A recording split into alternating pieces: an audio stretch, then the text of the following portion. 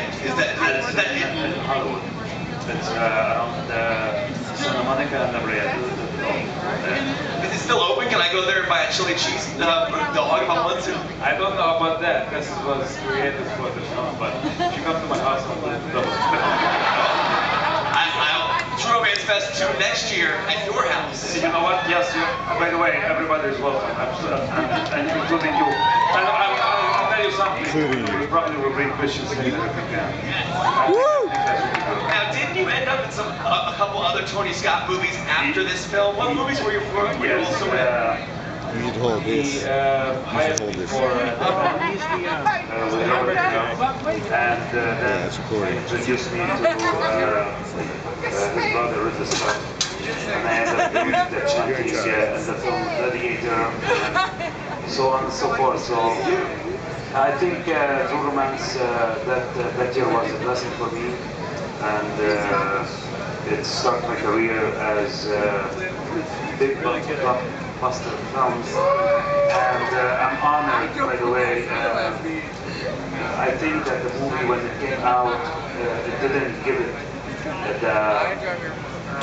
the respect, and I think, thank God, that we all still have a longevity in this film business, that we are, after 20 years, we are seeing this film, and we see the beautiful fans coming from all over the world. And I promise you guys, and I think that who put that beautiful Dan and everybody else, they put such a great festival together for you guys. I think that next year is going to be way more bigger than that, I promise you. Awesome.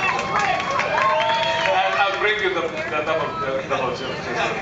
Now, Carey, congratulations on everything you did. You were on set for every single sequence. You were his right-hand man. Woman, sorry.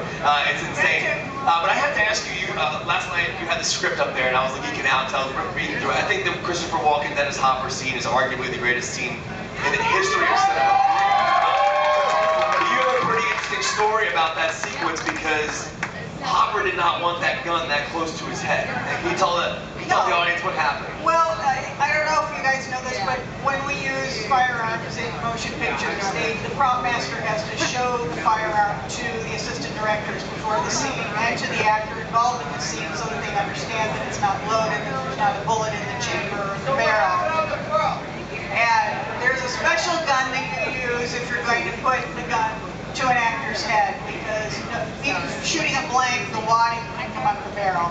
So there's a gun where the barrel is blocked, no wadding can come out. But it still has a charge in it, it still has a kick. So the prop master was displaying this particular gun, he was showing it to Dennis Hopper, he was showing it to Tony, he was showing it to myself and the first AD.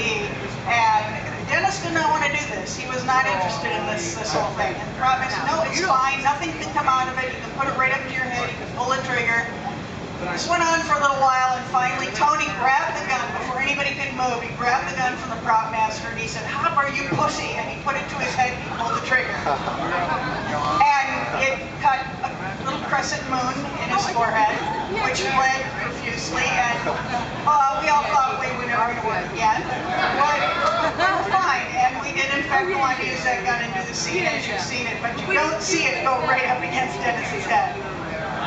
All right, I'm going to move up to the crowd here in a second. I just have one question for each of you real quick about this movie, seeing it 21 years later now on this big screen. I mean, it's a timeless movie. It still holds up today. It's an absolute classic. Talk about just, you know, some actors don't like watching their work, obviously. I know some actors hate watching themselves, but talk about the importance of this movie and what it did for your career and how cool it is to see everybody here today. The only reason you saw it because of this dramatic role. I want to see how he Oh, this by far. It's actually a great story, and it's a great movie. And that's a great, you know, Beverly Hills Cop is adorable, but it's not risky business, man. But it's not this. I mean, I'm very moved by the movie. I find it powerful. I do not watch myself, so I didn't watch it. I stayed in my room, and some very, very, very, very affectionate drunk people helped me through that by just knocking incessantly. But I heard it, and it moved me very much. It's a stunning movie. You know, you think maybe like when you have a kid and think, oh, I can, it's just cute because it's mine. But it is a great movie. It's powerful. powerful movie. Have you had? I think we should share numbers. I'm gonna grab my phone right now. Amy.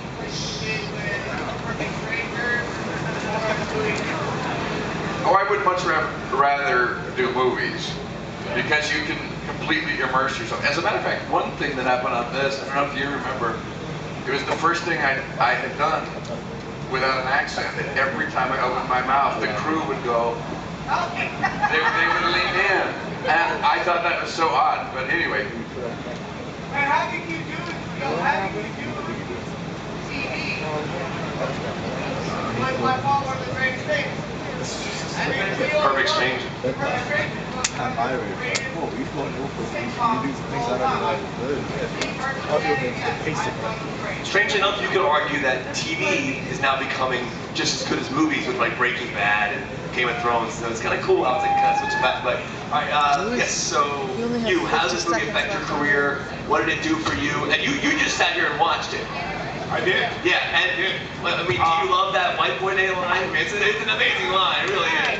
So, actually my phone is dead. It's a great line. It's the thing that I most get, I think, well, it's not the thing that I most get recognized for, but and people look at me and they say, have I seen you in something?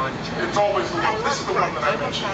I had a great part in a very big hit movie. And it was a great job, but this is the one that people ask me, are you an actor? Have I seen you in something? That was a joke. And I say, if you haven't seen it, you gotta see it.